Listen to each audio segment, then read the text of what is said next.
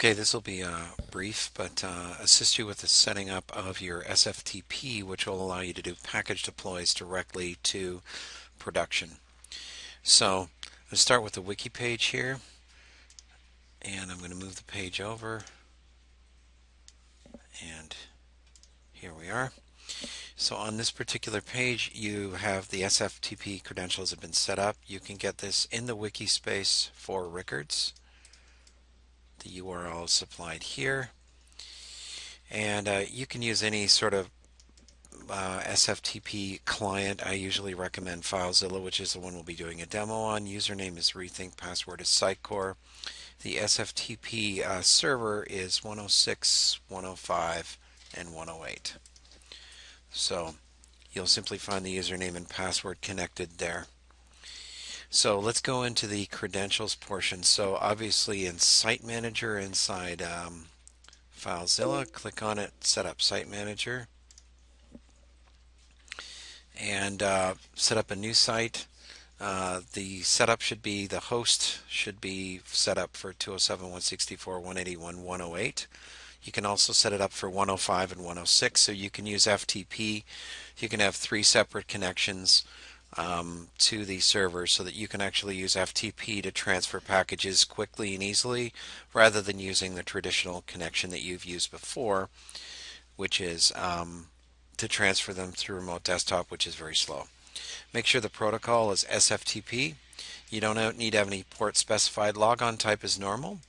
Username in this particular case is exactly what's on the sheet. Username is Rethink. Password is Sitecore.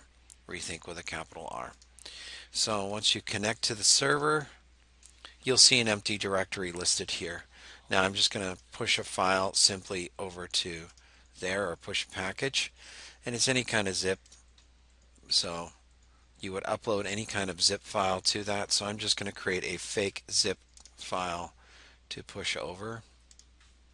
So I'll do that really quickly. So we've got a file here, which is good, so we're going to use that. So let's go up a few directories here.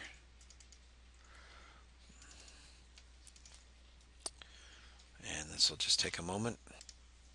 Okay, and we're back. So I'm going to select the one logo. I will simply upload it to that directory, and now it is on 108. So let's log directly into the server itself.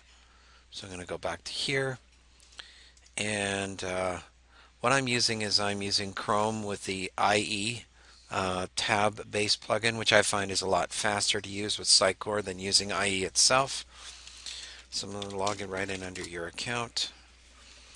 And we're in under your account on 108, as you can see here. Then I'm going to go to Security, Development Tools, go to Installation Wizard, and I'm going to browse. And I should find this directory called OneLogo, which I'm not going to upload because it's simply not going to do anything. But you can simply upload your package directly from here as you've done before and set up your own packages and publish your own packages. But now, because you have FTP access directly to the server, you'll find the packages mapped already, and you'll find the files directly in here, and you'll be able to use FTP, and then it's all connection dependent. If you are using your Mac, you can use VMware to go into a specific instance of Internet Explorer, because bear in mind that unless you're using an IE rendering instance, you will not see the remainder of the directories inside Sitecore, and you will not be able to go to the desktop. So there is one other thing that I need to point out to you when you do log in under your profile, and that is, we'll log off. You need to click on Options. If you do not see the desktop option listed here, you will not have the capability to get to your own desktop. So you must have a version of Internet Explorer to be able to do that.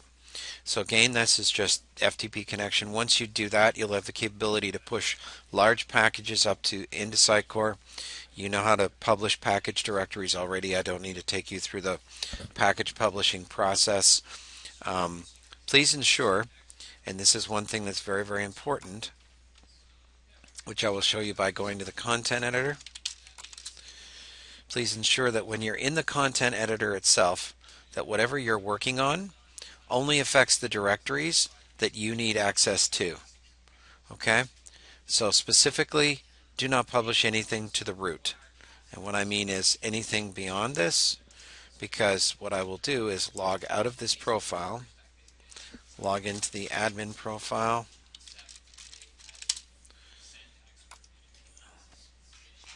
and you can see here that we've got certain directories sitting right inside the root of Sitecore, and anything that you've published accidentally to those directories could inadvertently affect other applications on it. I'm sure I don't need to point out to you the importance of ensuring that you stick to the directories that your profile is mapped to.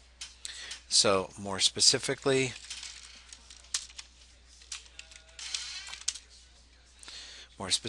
in this case, Molson Coors USA, Canadian Mobile, Canadian Rickards Mobile, Red Leaf, and Rickards. That you stick to publishing to those directories exclusively and only. Check your work always, check your item. Publishing versions, always when you're clicking on publish, make sure that when you click publish, you publish the item and not the site. If you do publish the site, you will as you know, bring down Sitecore temporarily as it attempts to publish everything within the content tree, and there is a lot of content, and that could bring the site down from anywhere from 20 minutes to several hours. Okay? So again, any questions, you know what to do. Just file us a ticket, and hope this tutorial has been helpful.